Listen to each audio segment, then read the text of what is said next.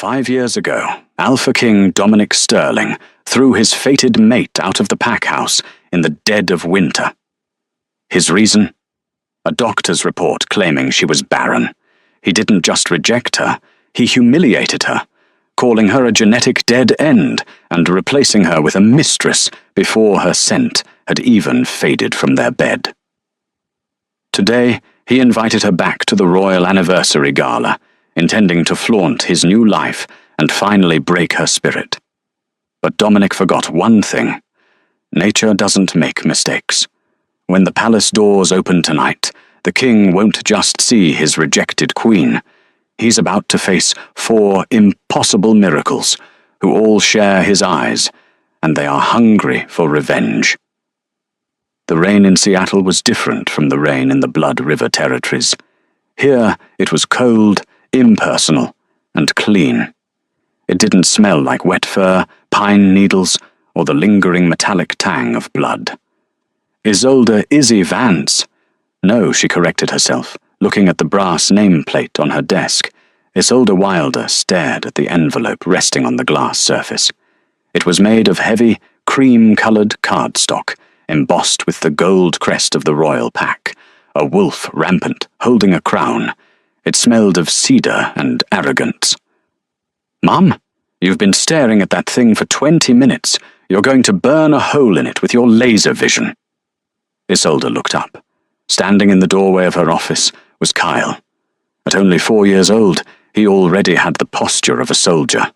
His messy dark hair fell over eyes that were a startling, icy blue. Eyes that belonged to a man she hadn't seen in 5 years. "It's nothing, Kyle. Just junk mail," Isolde lied, sweeping the envelope into the top drawer. "Junk mail doesn't come by private courier," Kyle countered, walking into the room. He was followed immediately by 3 others. Isolde's heart did that familiar flutter it always did when she saw them all together. Her miracles, her impossible quartet. Kyle was the oldest by 2 minutes, the leader. Then came Riker, the brawler with the short temper and the protective streak. Then Silas, who was already reading at a 4th grade level and dismantling toasters for fun. And finally, Finn, the charmer, the one who could smile and get away with murder. 4 boys, quadruplets. 5 years ago, Dr. Arthur Sterling, the Royal Pack's head physician, and the Alpha King's uncle, had looked Isolde in the eye and told her uterus was infantile, scarred, and completely incapable of carrying life. He had held up the charts. He had sighed with fake sympathy, while Bianca, the Alpha's secretary, stood in the corner trying to hide a smirk. "A king needs heirs, Isolde," Dominic had said that night. His voice hadn't even trembled. "You are broken. You cannot fulfill your duty. I reject you." She had left with nothing but the clothes on her back. She hadn't known then that Dr. Sterling had lied. She hadn't known that the nausea she felt 2 weeks later wasn't grief, but the rapid, aggressive metabolism of 4 alpha pups growing inside her. "It's from him, isn't it?" Riker asked, crossing his small arms. The air in the office grew heavy. Even at 4, their combined aura was suffocating. It was pure alpha blood, times 4. Isolde sighed, rubbing her temples. She couldn't lie to them. They were too smart, and their wolf instincts were too sharp. "Yes. It's an invitation to the 5th anniversary gala of his coronation. And the anniversary of him kicking you out," Silas added quietly, adjusting his glasses. "Statistically, the audacity is off the charts." "Why does he want you there?" Finn asked, climbing onto her lap. He smelled like baby shampoo and ozone. Isolde opened the drawer and took the invite back out. She flipped it open. The handwriting was elegant, likely Bianca's. To Isolde Wilder, King Dominic and Queen Consort. "Bianca, request your presence to celebrate 5 years of prosperity. The king wishes to extend an olive branch to old acquaintances and show that there are no hard feelings regarding your shortcomings." "Shortcomings," Isolde whispered, the word tasting like bile. "He wants to gloat. He wants to show me that he's happy, that the pack is thriving, and that Bianca gave him what I couldn't." "Did she?"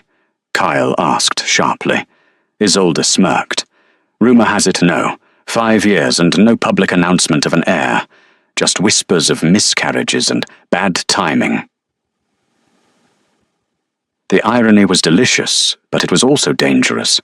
If Dominic knew the truth, if he knew that the barren woman he discarded had birthed 4 alpha sons who were currently dominating the playground of a private school in Seattle, he would burn the world down to take them.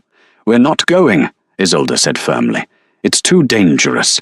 If he sees you, he won't recognize us," Riker said. "We don't look like him." That was a lie. They looked exactly like him, just with Isolde's softer mouth. "We are going," Kyle said, his voice dropping an octave. It was a command, not a request. It sent a shiver down Isolde's spine. It was the alpha tone. He was developing it early. "Kyle," she warned. "Mum," Kyle said, stepping closer. He placed his small hand on her knee. "He hurt you. He threw us away before we were even born. You built this company. You own Silver Moon Security. You're rich, you're powerful, and you're the strongest wolf I know. Why are you hiding?" "I'm protecting you." "We don't need protection," Riker growled, his eyes flashing gold for a split second. "We want to see him. We want to see the man who thought you weren't good enough." Silas looked up from a tablet he had seemingly produced from nowhere. "According to the invite, the dress code is royal formal. And by the way, Mom, if we go, we can finally initiate the merger with the Eastern Pacts. Their representatives will be there. It's a good business move." Isolde stared at her sons. They weren't just children. They were a force of nature. For 5 years, she had lived in the shadows, building her wealth, training her body, and hiding her scent. She had convinced the world she was just a human businesswoman. But the wolf inside her, the wolf that had been broken and rejected, was waking up. She scratched at the surface of Isolde's mind. "Let them see," her wolf whispered. "Let him see what he threw away." Isolde stood up, smoothing down her pencil skirt. She looked at the invitation, then at her boys. "If we go," she said, her voice steel, "we do it my way. No shifting, no growling. And if I say we run, we run. Understood?" The 4 boys grinned. It was a terrifying sight. "Understood," they chorused. Isolde picked up her phone and dialed her assistant. "Jessica, cancel my meetings for the week and call the tailor. I need 4 miniature tuxedos and I need a dress. Not black. No, I need red. Blood red." The royal estate of the Blood River Pack was less of a house and more of a fortress disguised as a castle. Nestled in the mountains of Colorado, it was a sprawling Gothic masterpiece of stone and glass. Tonight, it was lit up like a beacon. Limousines and armored SUVs lined the driveway. The paparazzi were kept at the gate, but the flashbulbs still popped like distant lightning. Inside the grand ballroom, the air was thick with the scent of wealth, perfume, and power. Wolves from neighboring territories, human politicians, and high-ranking business moguls mingled under massive crystal chandeliers. At the head of the room, on a raised dais, sat 2 thrones. Alpha King Dominic Sterling sat on the larger one. At 32, he was in his prime, broad-shouldered, with hair as black as a raven's wing and eyes the color of glacial ice. He looked bored. He swirled a glass of amber whiskey, his gaze scanning the crowd, looking for threats or entertainment. Beside him sat Bianca. She was beautiful, in a manufactured way, blonde hair coiffed to perfection, a dress of shimmering silver that cost more than most people's houses. But her smile was tight. Her eyes were anxious. "Stop fidgeting," Dominic murmured, not looking at her. "I'm not fidgeting," Bianca hissed, keeping her smile fixed for the crowd. "I'm just... Is she coming? Do you think she's actually coming?" Dominic took a sip of his drink. "Isolde? I doubt it." She's probably working as a waitress in some roadside diner in Nevada. I sent the invite to the last known P.O. box just to torment her. It was a joke, Bianca. It's cruel, Dom, Bianca said, though she didn't sound like she disapproved. What if she makes a scene? She won't. She was always meek, quiet. That was the problem. A king needs a queen who can command a room, not a mouse who hides in the library. Dominic's eyes darkened. The truth was, he hadn't felt complete in 5 years. The mate bond had been severed by the rejection, leaving a hollow ache in his chest that no amount of whiskey or Bianca's affection could fill. He told himself it was just the stress of ruling. Besides, Dominic added, his voice lowering, we have the announcement tonight.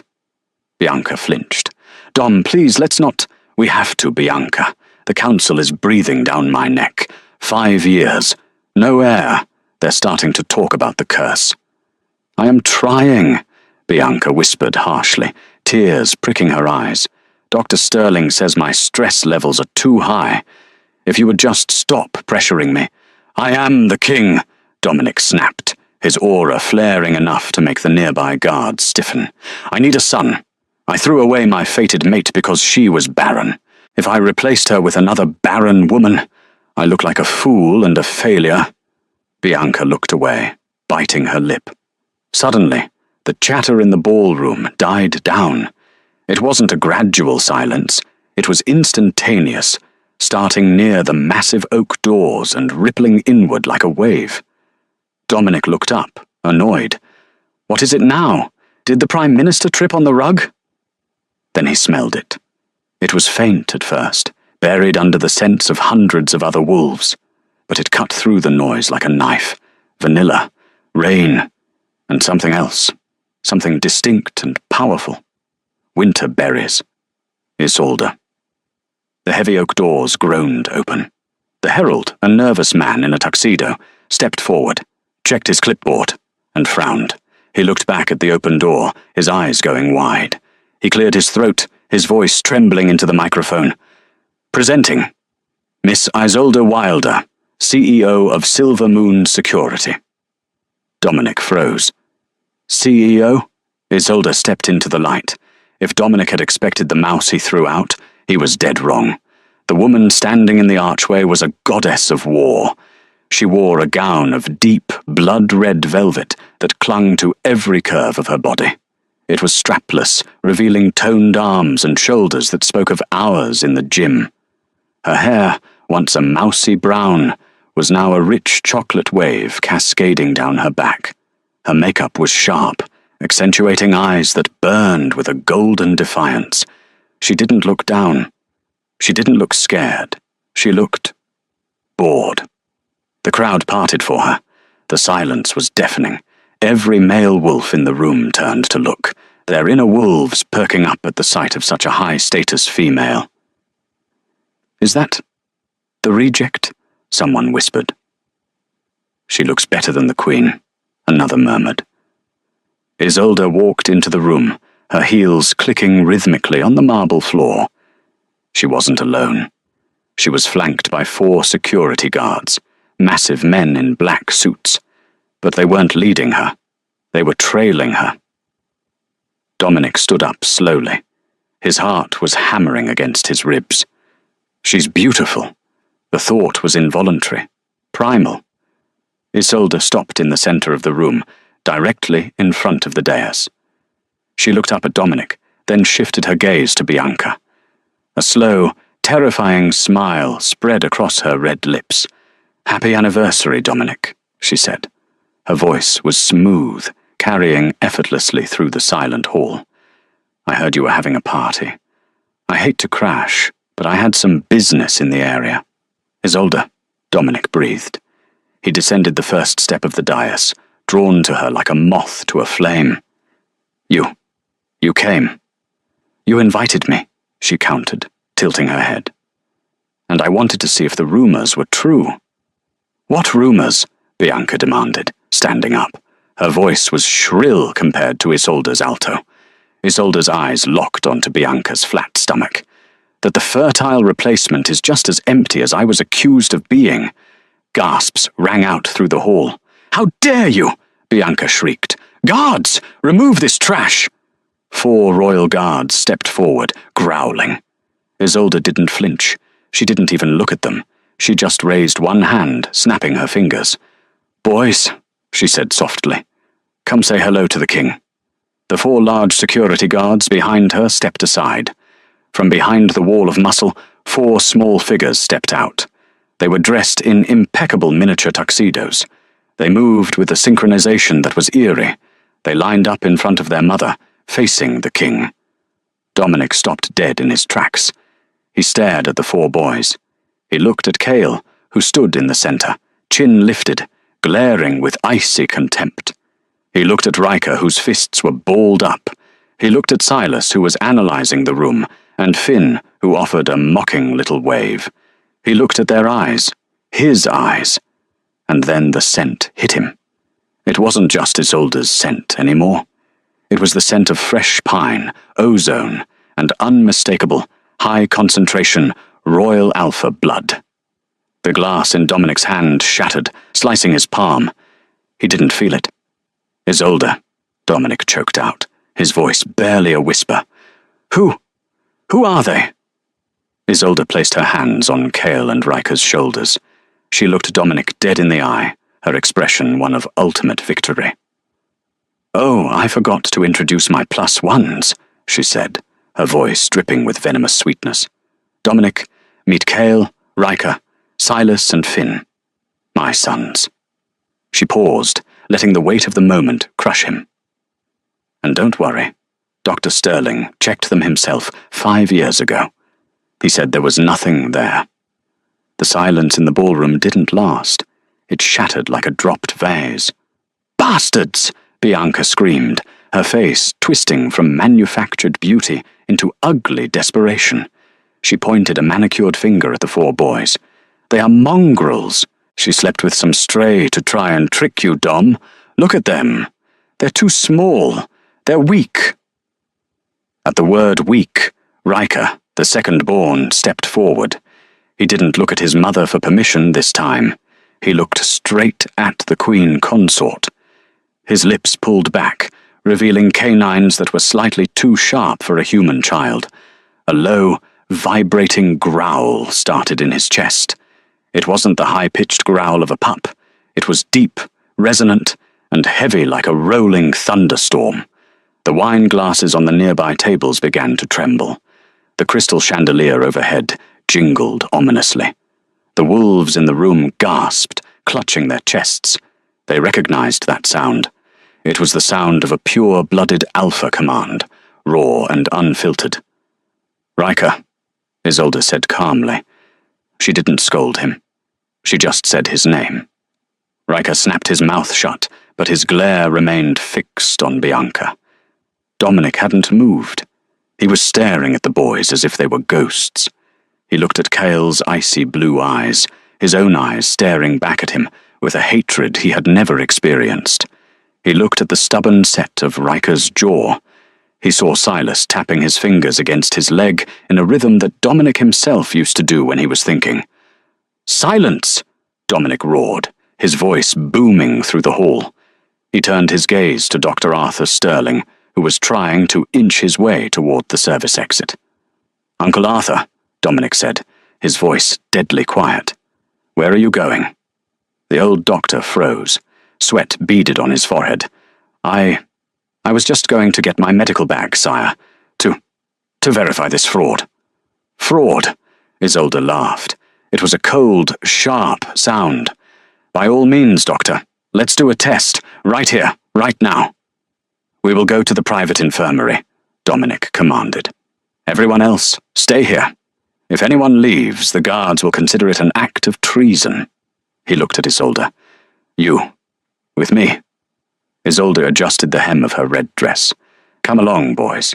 The king wants a science lesson." The royal infirmary was sterile and white, a stark contrast to the gala. Dominic paced the room like a caged tiger. Bianca sat in the corner, sobbing into a handkerchief, while Dr. Sterling nervously prepared the DNA sequencing kit. Isolde sat on a medical bed, her legs crossed, looking perfectly at ease. The 4 boys stood around her like a phalanx. "I don't need a test to know," Dominic said, stopping in front of them. He looked at Cale. "I can smell it. I can feel it. The bond. It's pulling at me." "That's funny," Kyle said, his voice crisp, "because we don't feel anything for you." Dominic flinched as if he'd been slapped. "I am your father." "You are a sperm donor," Silas corrected, pushing his glasses up his nose. "Biologically necessary, but socially irrelevant. According to my research, a father provides protection and provision. You provided an eviction notice." Dominic looked at Isolde, his eyes pleading. "Isolde, teach them some respect." "They respect people who earn it," Isolde replied coolly. "You forfeited your right to respect when you threw me out into a snowstorm while I was pregnant." "I didn't know," Dominic shouted, slamming his hand on the counter. "Arthur told me you were barren. He showed me the scans." "And you believed him without a second opinion," Isolde countered. "You were so eager to get rid of the weak human mate that you jumped at the first excuse. You didn't fight for me, Dominic. You didn't even hesitate. I have a duty to the pack. And look how well that's going," she gestured to Bianca, who was glaring at her. 5 years. No heirs. Weak alliances. And a king who drinks too much whiskey to drown out the silence in his bond. "Ready?" Dr. Sterling croaked. He held up the swabs. "I don't trust him," Finn said, narrowing his eyes. "He smells like lies, and expensive perfume. Not Mum's perfume, her perfume." He pointed at Bianca. Dominic froze. He turned slowly to look at Bianca, then at his uncle. "What did the boy say?" Dominic asked. "Children have active imaginations," Bianca snapped, standing up. "Just do the test, Arthur. Prove she's a liar so we can execute her for treason." "I'll do the swab," Isolde said, snatching the kit from Sterling's shaking hands. She swabbed Cale's cheek, then tossed the swab to Dominic. "You do yours." Dominic swabbed his own mouth and placed both samples into the rapid analyzer. It was state-of-the-art werewolf technology. It would give a result in 3 minutes. The machine hummed. The room was silent, save for the hum of the ventilation and Bianca's ragged breathing. Beep. The screen lit up green. Match confirmed. Paternity probability. 99% lineage. Royal Alpha. Dominic let out a breath. He felt like he'd been holding for 5 years. He stared at the screen, tears filling his eyes. He turned to the boys, falling to his knees so he could be at their eye level. "My sons," he whispered, reaching out a hand. "I have sons. 4 of them." He reached for Finn, the one who looked the most forgiving. Finn stepped back. "Don't touch me." Dominic's hand hovered in the air. I made a mistake. A terrible mistake. But I can fix it. You are princes. You are the future of the Blood River Pack. You belong here." "We belong with Mom," Riker growled. Dominic stood up, his alpha aura flaring with possessiveness. "She is my mate. She stays, and you stay. We will be a family. I will fix this." "You can't fix it, Dom," Bianca shrieked. "What about me? I am your queen." "You," Dominic snarled, turning on her, "are nothing if you don't give me an heir, and now I have 4. "Wait," Silas interrupted. He walked over to the counter, where Dr. Sterling was trying to delete files from a computer. Silas was small, but he was fast. He grabbed the mouse. "Mum, he's trying to wipe the medical history logs from 5 years ago. Let go, you little brat," Arthur shouted, raising his hand to strike the boy. Before Arthur's hand could descend, Isolde was there. She didn't shift. She didn't use magic. She used a Krav Maga technique she'd learned from her head of security. She caught Arthur's wrist, twisted it behind his back until the bone snapped, and slammed his face into the desk. "Touch my son," Isolde hissed into his ear, "and I will rip your throat out with my human teeth." Dominic stepped forward, confused. "Arthur, Why are you deleting logs? Silas clicked a few keys. Recovered. Look at this. He turned the monitor toward the king. It was a bank transfer receipt, dated the day before Isolde was rejected. A transfer of $5 million into an offshore account owned by Arthur Sterling, the source of the funds, the house of Bianca Rossi.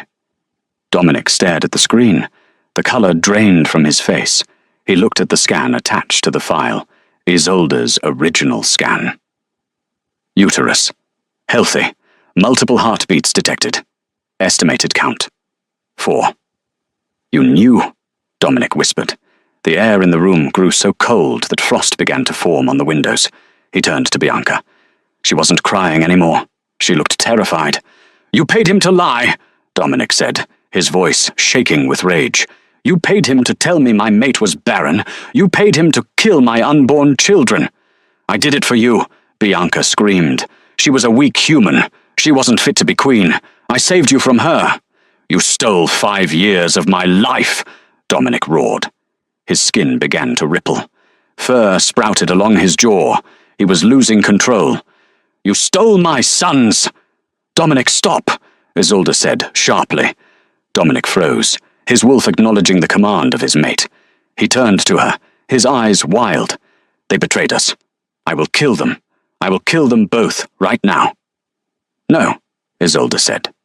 She smoothed her dress and placed a hand on Silas's shoulder. You won't. Because that's the easy way out. And I want them to suffer. The ballroom was restless.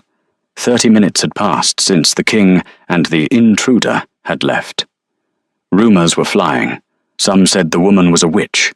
Others said the children were illusions. The great doors opened.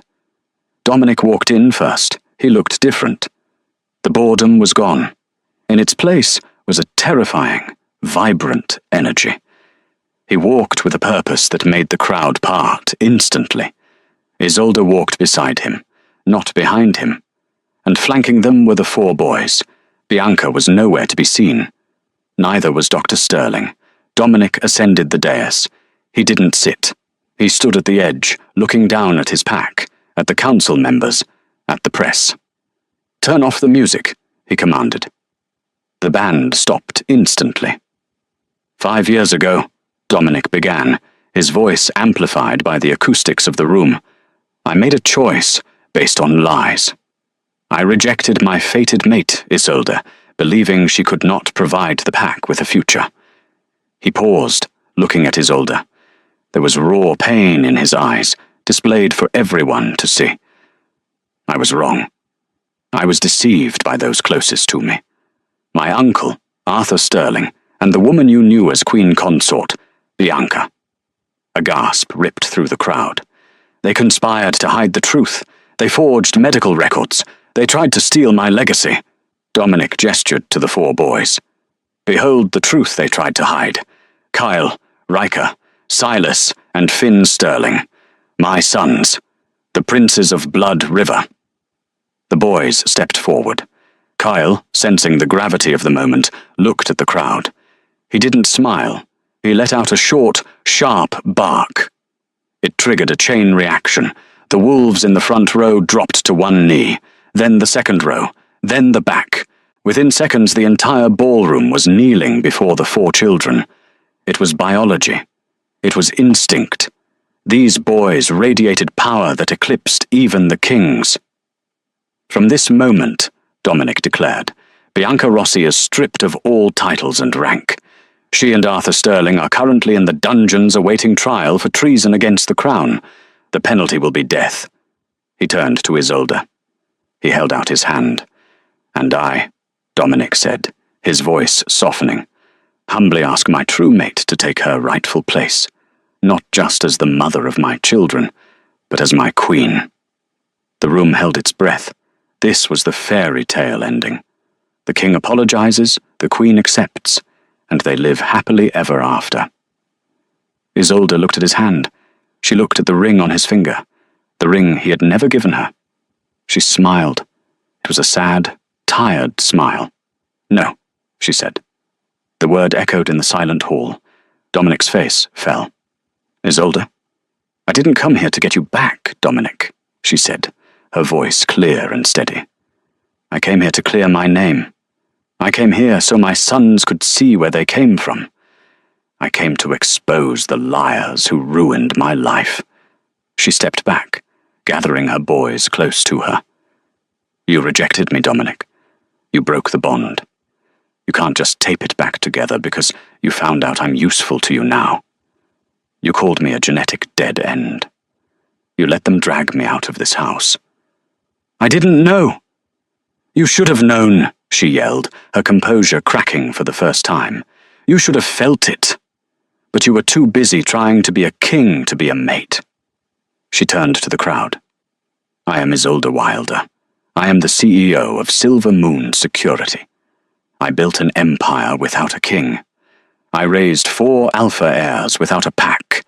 I don't need your crown, and I definitely don't need you. She turned to her sons. Boys, we're leaving. We have a plane to catch. You can't leave, Dominic shouted, panic rising in his voice. He stepped off the dais, moving to block her path. They are my heirs. They cannot leave pack territory. Kyle stepped in front of his mother. He looked up at the giant man towering over him. Move, Kyle said. I am your king, son, Dominic pleaded. You're a stranger, Riker added, stepping up beside his brother. And you're in our way, Silas said. Dominic looked at them. He could stop them physically. He was a full-grown alpha. But if he used force against his own pups, the pack would turn on him. And more importantly, he would lose them forever. He stepped aside. Isolde walked past him, her head high. She didn't look back.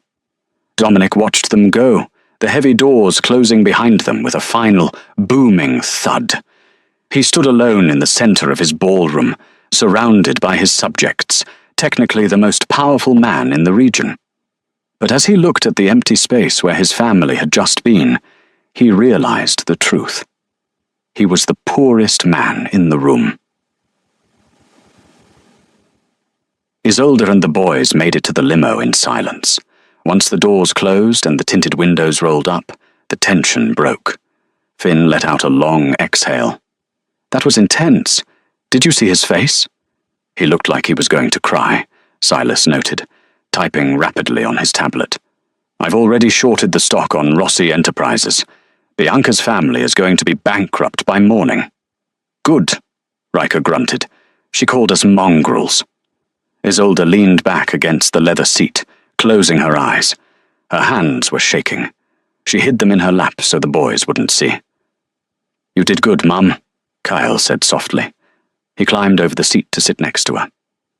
You were strong. Isolde opened her eyes and pulled him into a hug. I was terrified, Kyle. You didn't smell terrified, he said. You smelled like victory. Isolde smiled, kissing the top of his head. We're going home, back to Seattle, back to normal. But as the limo wound its way down the mountain, Isolde looked out the window at the moon. She knew, deep down, that normal was gone. Dominic knew about them now. He knew he had 4 alpha sons. He knew he had made the biggest mistake of his life. Dominic Sterling was a man who always got what he wanted.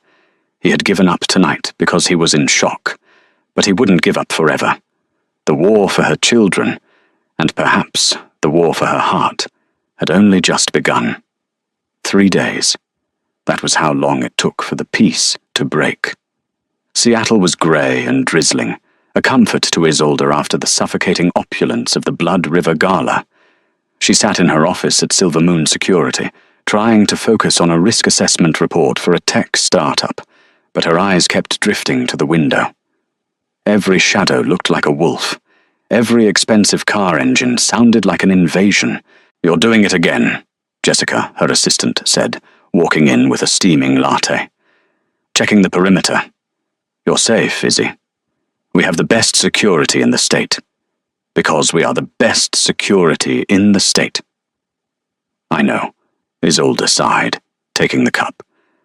It's just, he doesn't give up. That's his flaw. He sees something he wants, and he bulldozes everything until he gets it. Well, unless he has a tank, he's not getting past the lobby security. The intercom on Isolde's desk buzzed. It was the front desk. Ms. Wilder, you have a visitor. He says he doesn't have an appointment, but he thinks you'll want to see him. Who is it? Isolde asked, her grip tightening on the coffee cup. He says his name is Dominic, and... Mum? He brought a truck. Isolde closed her eyes. Send him away. I tried, Mum. He bought the building. Isolde's eyes snapped open. He what? He bought the building. 10 minutes ago. He's technically our landlord now. Isolde slammed the coffee cup down, splashing foam onto the desk. She marched out of her office, past a stunned Jessica, and down the hall to the elevator. When the doors opened in the lobby, she stopped dead. The sleek, modern lobby of her building was filled with flowers, thousands of them. White lilies, red roses, blue hydrangeas. It looked like a botanical garden had exploded. Standing in the center of the floral chaos was Dominic Sterling. He wasn't wearing his royal regalia. He was wearing a charcoal Armani suit that fit him like a second skin, the top button of his shirt undone. He looked tired, dark circles under his eyes, but his gaze was intense. Behind him stood 4 assistants, holding boxes wrapped in gold paper. You bought my building, Isolde said, her voice echoing in the sudden silence of the lobby. Dominic turned.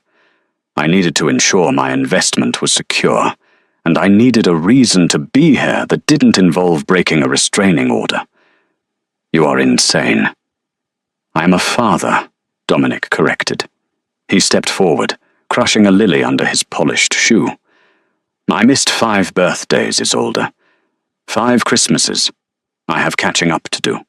He gestured to the assistants. I didn't know what they liked, so I bought everything.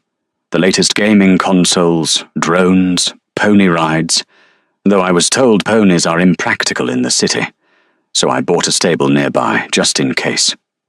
Isolde crossed her arms. You think you can buy them? They are people, Dominic. Not pack members you can bribe with meat. I don't know how to be a father, Dominic shouted, his composure slipping. The receptionists ducked behind their desks. I was raised to be a king. I was raised to command and provide. So let me provide. We don't want your stuff. The voice came from the elevator behind Isolde. Kyle, Riker, Silas, and Finn walked out. They were supposed to be in the break room doing homework. Dominic's face softened instantly. The arrogance vanished, replaced by a desperate hunger. Boys. We have PlayStations, Silas said, adjusting his glasses. We built our own gaming PC last month. It has better specs than whatever is in that box. And we don't like ponies, Riker added, sneering at the flowers. They smell. We like motorcycles, Finn piped up, but Mum says not until we're 16. Dominic looked at the boxes, then at the boys.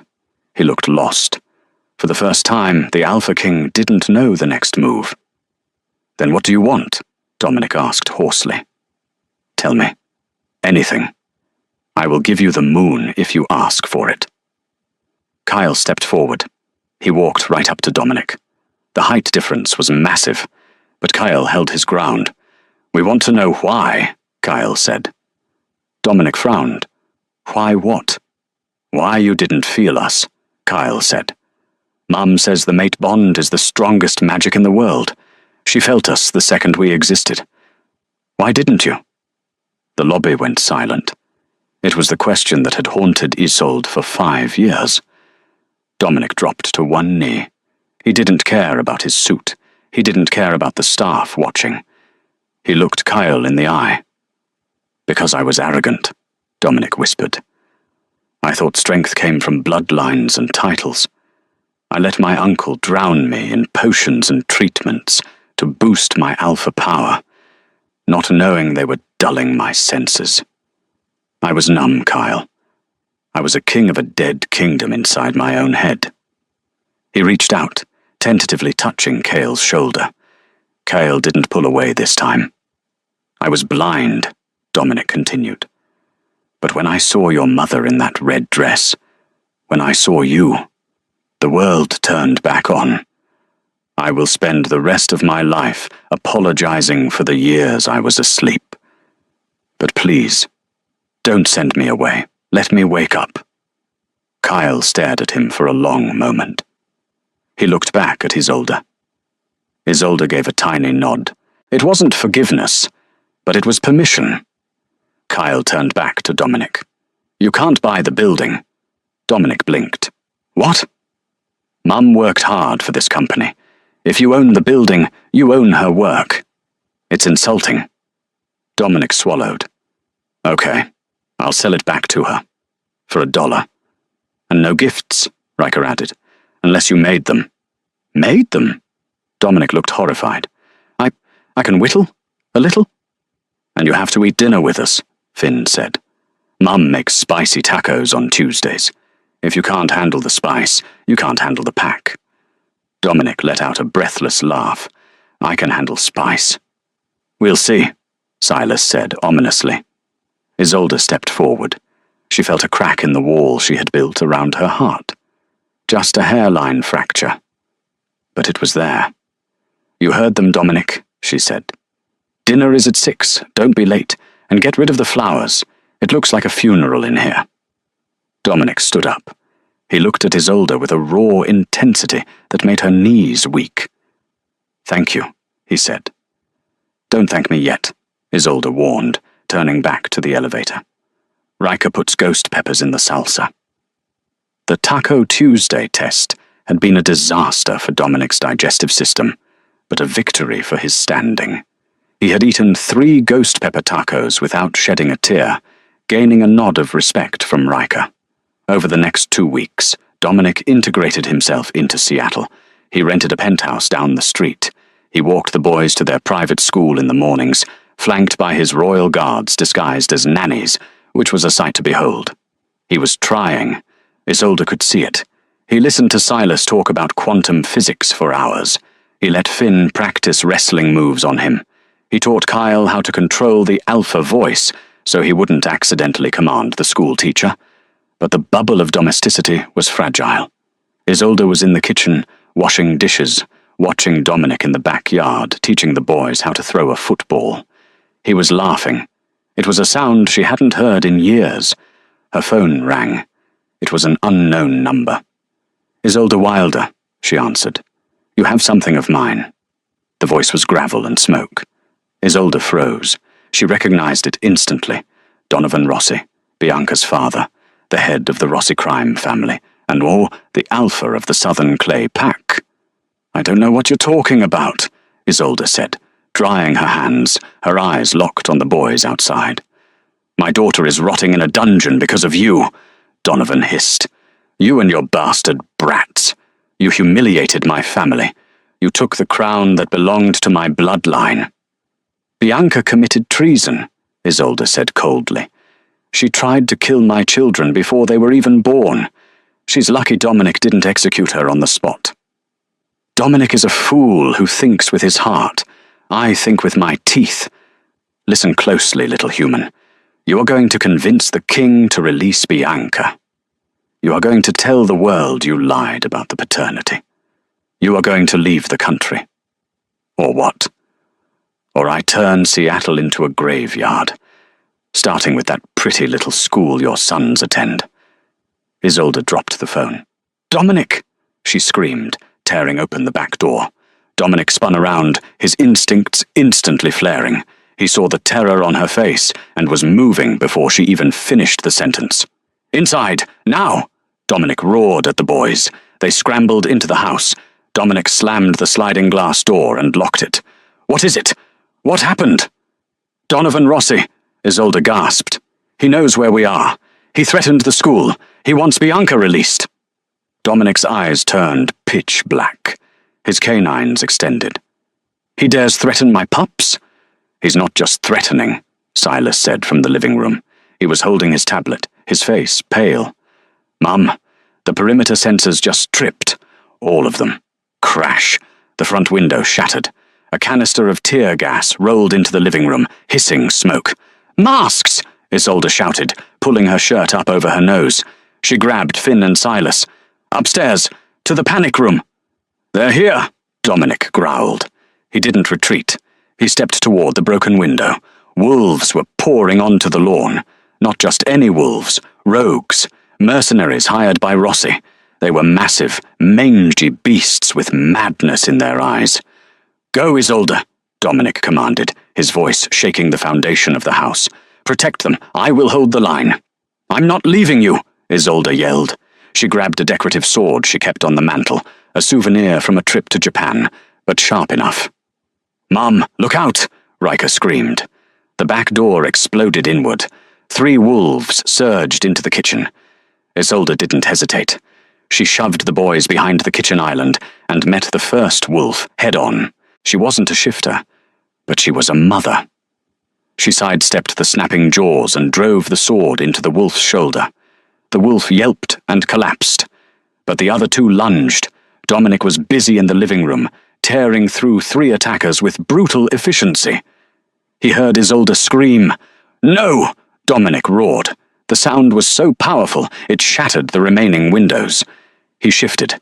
It was the first time the boys had seen his wolf form.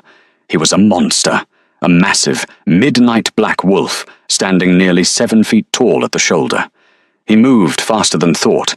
He leaped over the sofa, cleared the kitchen island, and slammed into the 2 wolves attacking Isolde. He tore the throat out of one and snapped the spine of the other with a single bite. He stood over Isolde, snarling, blood dripping from his muzzle. He was terrifying. He was death incarnate. Isolde looked up at him. She wasn't scared. She reached out and touched his fur. "Behind you!" Kyle shouted. A rogue had flanked them. It was aiming for Finn, who was cowering near the fridge. Dominic was too far. Isolde was on the floor. Riker stepped forward. The 4-year-old boy didn't shift. He didn't have a weapon. He just held out his hand and screamed. It wasn't a human scream. It was a wave of pure kinetic energy. The air rippled. The rogue wolf was lifted off its feet and thrown backward through the wall, landing in the backyard. Silence fell over the kitchen. Dominic shifted back to human form, naked and bloody, breathing hard. He stared at Riker. "Did you?" Dominic panted. "Did you just use an alpha roar to throw a full-grown wolf through a brick wall?" Riker looked at his hands, trembling. He was going to hurt Finn. Dominic looked at Isolde. There was awe in his eyes. "They aren't just alphas, Isolde. They are something else. Something ancient." "We can discuss genetics later," Isolde said, standing up and checking Finn for injuries.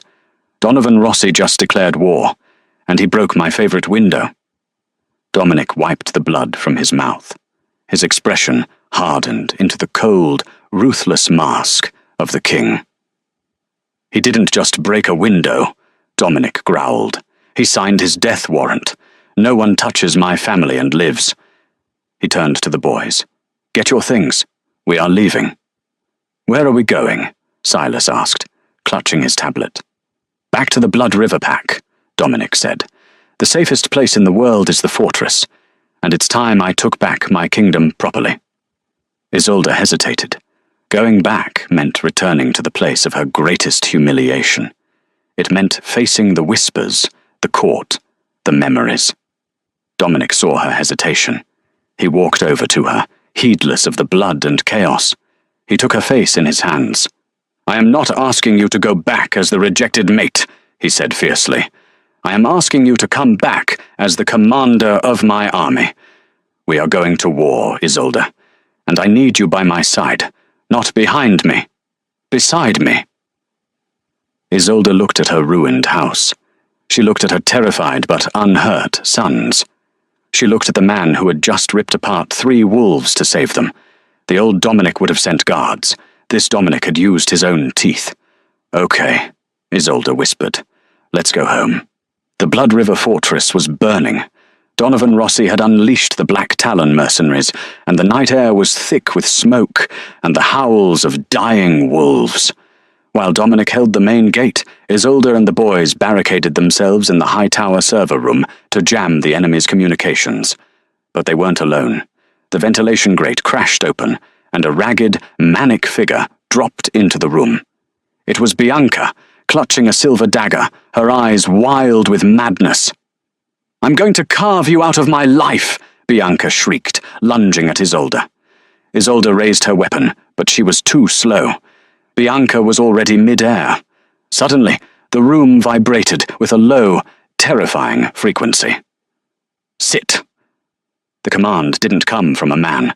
It came from Finn. His eyes glowed a blinding gold.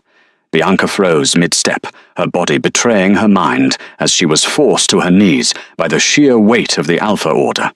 While she struggled against the invisible crushing force, Isolde stepped forward and delivered a swift kick to Bianca's temple, knocking her unconscious.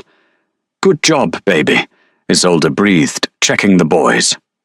"Now, look outside." Below them, the courtyard was a slaughterhouse.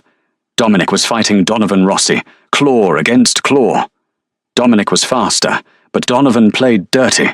A mercenary in the shadows fired a crossbow bolt laced with concentrated wolfsbane, striking Dominic in the neck. The king fell. He shifted back to human form, writhing in agony as the poison coursed through his veins.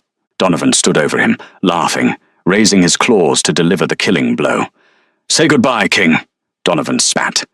"Hey, ugly!" Donovan looked up. 3 stories above, on the balcony, stood 4 small figures holding hands. Kale, Riker, Silas, and Finn took a deep breath. Their eyes flared with ancient, unified light. They opened their mouths and unleashed a sound not heard for a millennium, the call of the ancients. It wasn't just a scream, it was a shockwave of pure golden energy. It rolled over the courtyard, flattening every enemy wolf into the mud. Donovan tried to resist, but his knees shattered under the pressure. He was pinned to the earth, helpless. Dominic, however, didn't feel the weight. The golden light washed over him, burning the poison from his blood and knitting his flesh. He stood up, revitalized by the power of his sons. He walked over to the paralyzed Donovan. "You were right about one thing," Dominic said, his voice echoing in the sudden silence. "My sons are the future. But you won't be here to see it." Dominic delivered the final blow. The invasion was over, and the king looked up at the balcony, bowing his head to the 4 true rulers of the pack. And just like that, the usurpers were crushed by the power of the next generation. Isolde proved that a mother's love and a little bit of tactical genius is stronger than any army, while Dominic finally earned his place, not just as a king, but as a father. With Bianca back in the dungeon and Donovan defeated, the Sterling family is finally whole. It turns out the Baron reject was the only one capable of birthing legends. What did you think of the boys' power? Do you think they are too overpowered, or was it the perfect karma? Let me know in the comments. If you loved this story of revenge and redemption, please smash that like button, subscribe, and hit the notification bell for more daily drama. Thanks for watching.